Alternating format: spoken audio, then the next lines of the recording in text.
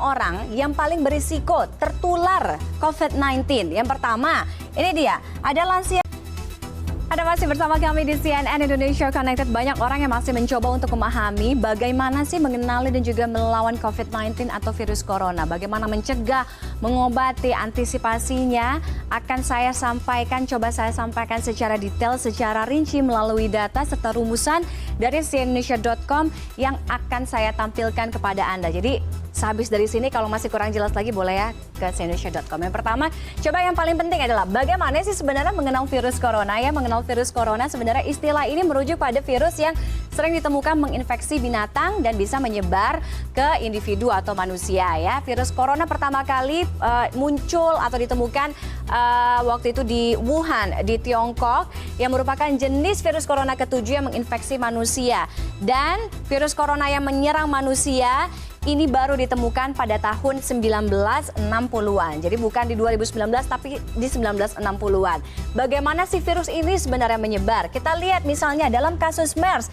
Waktu itu penularannya dari binatang ke manusia, binatangnya unta ke manusia. Kemudian di kasus SARS waktu itu, wabah SARS juga ditularkan dari manusia ke manusia. Jadi antar manusia.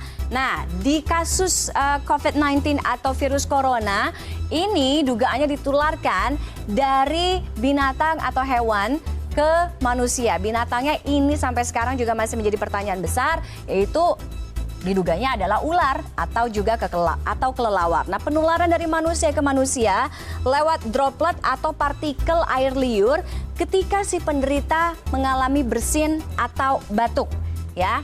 Berapa lama sih masa inkubasi corona? 2 sampai dengan 14 hari merupakan masa inkubasi dari virus corona. Jadi saat pasien pertama kali tertular atau terpapar virus sampai menunjukkan indikasi atau gejala-gejala awal tadi, ada demam dan sebagainya ya.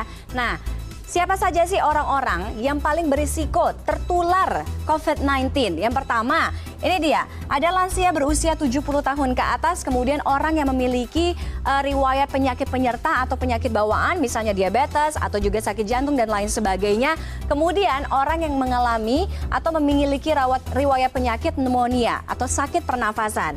Ya, itu tadi. Apakah sudah ada yang sembuh dari COVID-19 atau orang-orang yang tadinya positif udah ada yang sembuh sebenarnya sampai sekarang? Sampai dengan awal Maret, banyak sekali yang sembuh. Lebih dari 51.000 orang dari total 92.000 lebih penderita sudah dinyatakan sembuh. Artinya lebih dari 50% sudah dinyatakan sembuh. Tapi jumlah pasien sembuh bertambah setiap harinya, kita harapkan tentunya juga yang ada di Indonesia. Lalu, kita tahu beberapa waktu yang lalu WHO juga sudah memberlakukan status pandemi global untuk COVID-19. Ya, ini jadi pandemi atau wabah yang meluas ke berbagai negara, tidak hanya satu benua tapi beberapa benua. Nah, kriterianya adalah virus pertama menyebabkan kematian. Penularan virus dari orang ke orang terus berlanjut tidak terkendali dan virus hampir menyebar ke seluruh dunia. Itu tadi mengenal awal virus corona. Nah, mencegahnya seperti apa? Yang pertama gampang banget, rajin-rajin cuci tangan ya. Jadi sekarang kalau misalnya biasa cuci tangan kalau makan aja, sekarang sering-sering cuci tangan. Minimal 30 menit sekali, 1 jam sekali kalau Anda beraktivitas cuci tangan. Kalau misalnya nggak memungkinkan cuci tangan, bawa deh hand sanitizer ya. Hand sanitizer taruh di kantong, taruh di tas, di mana aja. Tapi harus ada minimum atau minimal kadar alkohol yaitu 60%. Yang paling penting juga adalah social distancing. Jadi social distancing, jaga jarak antara satu orang dengan orang yang lain. Kemudian jangan menyentuh bagian muka, misalnya hidung, kemudian habis itu mulut, mata dengan tangan Anda. Ya, coba dihindari hal-hal itu. Kalau masih kebiasaan, coba deh jangan. Kemudian ketika bersin, etika bersin yang batuk dan benar seperti apa sih? Jadi kalau misalnya udah tahu lagi batuk atau lagi flu, lagi suka bersin-bersin, jangan sembarangan gitu. Jadi kalau ada etikanya juga. Anda mungkin bisa menggunakan bahu Anda seperti ini ya. Jadi tisu atau bisa pakai tisu juga bisa menggunakan siku Anda.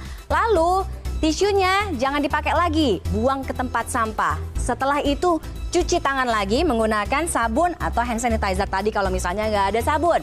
Kapan sih harus cuci tangan menggunakan air dan sabun? Saat secara kasat mata tangan terlihat kotor.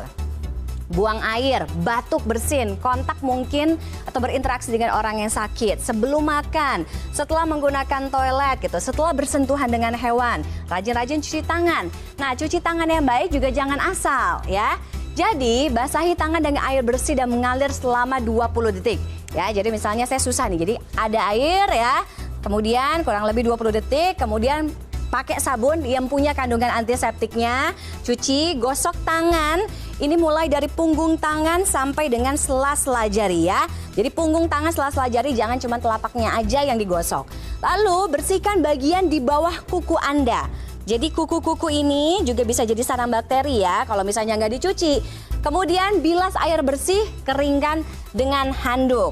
Itu yang harus Anda lakukan sekarang, jadi jangan asal cuci ya. Kemudian cara menggunakan hand sanitizer, kalau tadi sabun nggak ada. Cari hand sanitizer yang minimal kadar alkoholnya 60%.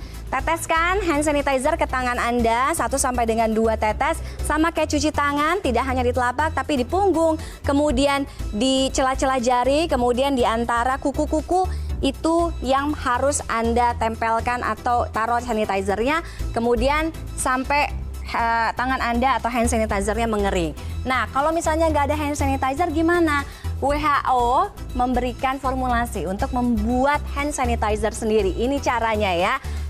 Masukkan ke dalam wadah 1000 ml, tuangkan ketiga bahan, ada isopropil, alkohol, hidrogen peroksida, dan juga gliserol. Tambahkan air, kocok perlahan supaya semuanya kecampur, jadi gampang banget. Nah, perlu nggak sih sebenarnya menggunakan masker? Ya, masker sebenarnya hanya digunakan dalam kondisi kalau misalnya Anda memang merasa Anda sakit ya. Itu harus Anda gunakan. Atau Anda hanya perlu masker saat menangani pasien yang punya gejala COVID-19. Yang paling penting, jangan gunakan masker lebih dari 1 kali. Ya, jadi juga ada masanya paling 4-6 jam, habis itu ganti dengan yang baru. Buang, habis setelah itu jangan pernah ditaruh di mana-mana, takut orang lain pakai. Kemudian bagaimana dengan barang-barang? Belum diketahui pasti berapa lama virus bertahan sih sebenarnya di benda mati. Diperkirakan sih nempelnya beberapa jam. Tapi virus bisa dibersihkan dengan disinfektan sederhana. Makanya sekarang semprot di mana-mana disinfektan. Cara menjaga imunitas tubuh, makan makanan bergizi, buah, sayur, tidur, istirahat cukup, air putih, semuanya campuran jahe, lemon, semuanya harus terpenuhi ya. Apa yang harus dilakukan kalau Anda ada di tempat terbuka? Udah dibilang social distancing. Kalau kepaksa banget keluar, tetap social distancing ya. Jadi jaga jarak antar orang, kurangi kontak dengan pintu, cuci tangan, tadi waspada meletakkan tas di lantai bus, kereta, atau kendaraan-kendaraan atau angkutan umum, hindari mengeluarkan telepon genggam, atau Anda bisa nih sebenarnya lap-lap gitu ya, bersihin HP Anda atau gadget Anda dengan alkohol. Banyak juga kok dijual di apotek sekarang ya. Tidak ngemil di transportasi umum untuk menghindari kontaminasi dari tangan ya. Social distancing itu perlu jaga jarak antara satu orang dengan orang yang lain. Kenapa penting? Untuk menghindari hal-hal atau virus-virus penyakit ini bisa menular.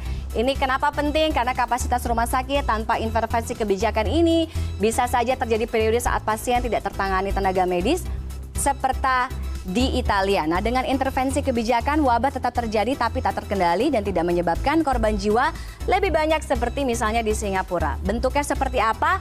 Kurang lebih seperti ini, jaga jarak sampai 1 sampai 2 meter, kemudian jauhi kerumunan, jangan berjabat tangan, kurangi frekuensi untuk pergi ke tempat-tempat yang ramai. Itu tadi ya.